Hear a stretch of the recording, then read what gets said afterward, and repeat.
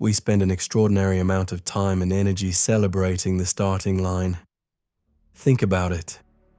Before you even took your first breath, people were throwing parties to announce what you might look like or what kind of person you would grow up to be. They gathered in rooms filled with colorful ribbons, showering your parents with gifts and anticipation. And for the rest of your life, without fail, every 12 months, the people who love you will buy a cake, light a fire, and sing a song to commemorate the exact day you crossed the threshold from non-existence into existence. We are obsessed with the dawn. We love the beginning.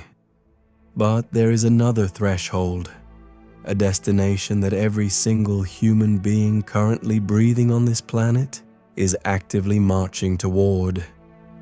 Yet instead of preparing for it, we treat it like a forbidden concept. We say someone passed away, or we say we lost them, as if they are merely misplaced and could be found if we just looked hard enough. We hide from it until it kicks down our front door, but ignoring it doesn't stop it from coming. So, let's stop hiding in the dark. Let's talk about the final curtain. Let's talk about death. When we think of dying, we often picture a sudden plunging into the dark, something violent or terrifying. But the actual biological process of leaving this world is surprisingly quiet. When the human machine realizes its time is up, it initiates a gradual shutdown sequence. The heart, which has beaten tirelessly millions of times, begins to fail.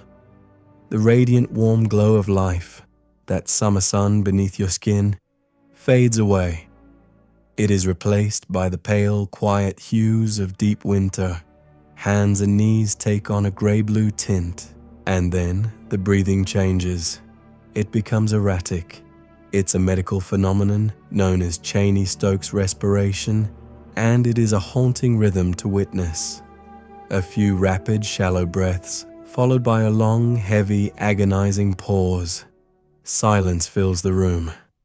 And just when the people sitting beside the bed think the journey is over, there is a sudden gasp.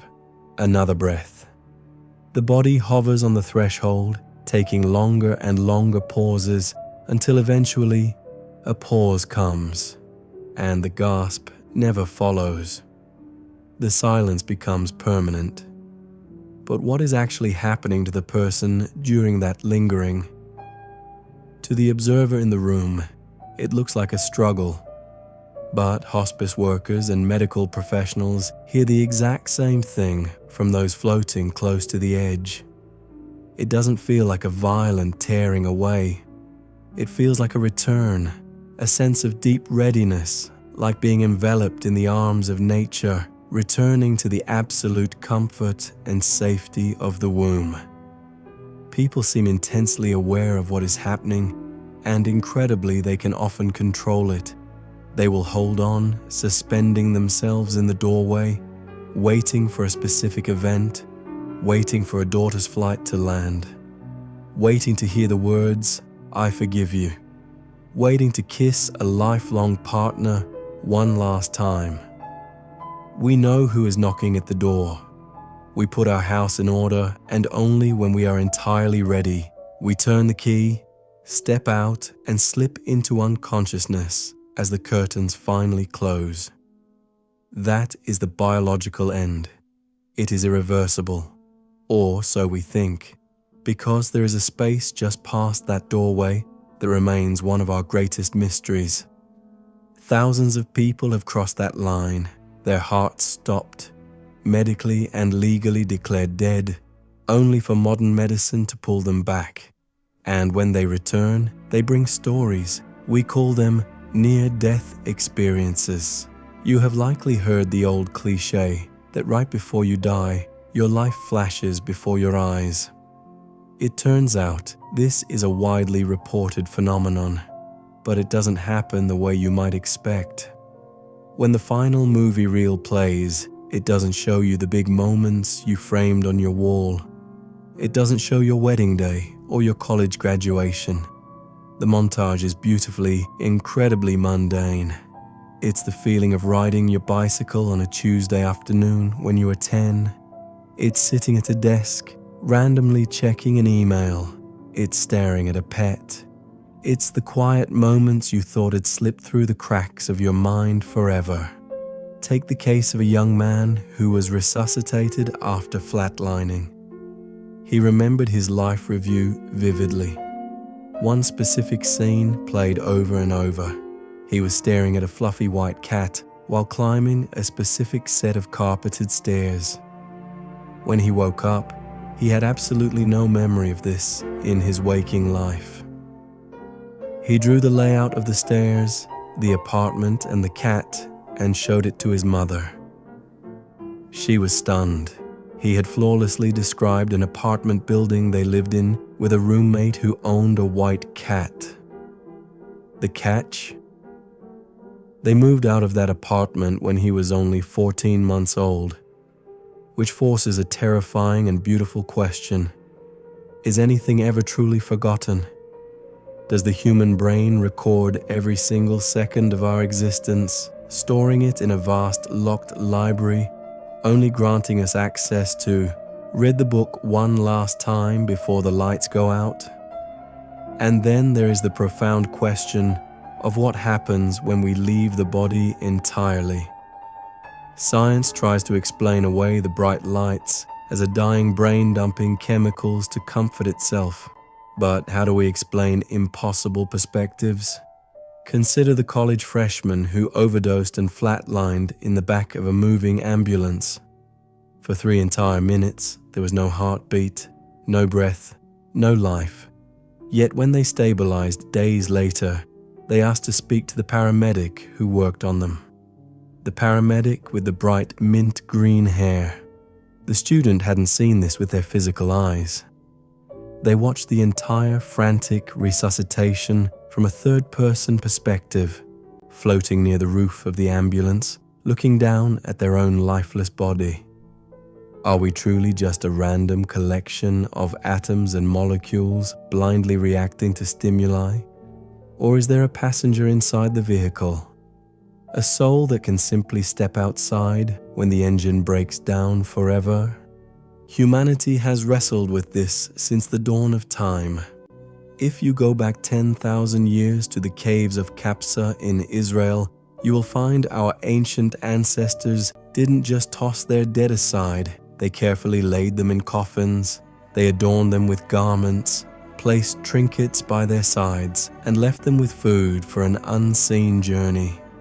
They threw feasts and painted the remains to honor their passing. Even before the wheels of civilization truly began to turn, we inherently understood the profound weight of a life well lived. We understood that death demands reverence. Today, our rituals have changed, but the devastation remains exactly the same. No matter how much we prepare, grief is excruciating, because the true horror of death is not the act of dying. The scariest attribute of death is its absolute crushing finality. It is waking up on a random Tuesday and realizing that the person you love is entirely in the past tense. Every shared joke, every warm embrace, every argument and every apology, it is all sealed in a vault. You are left holding onto old memories, drowning in the agonizing realization that you will never, ever get to create new ones with them. But here is the beautiful, painful paradox of being human.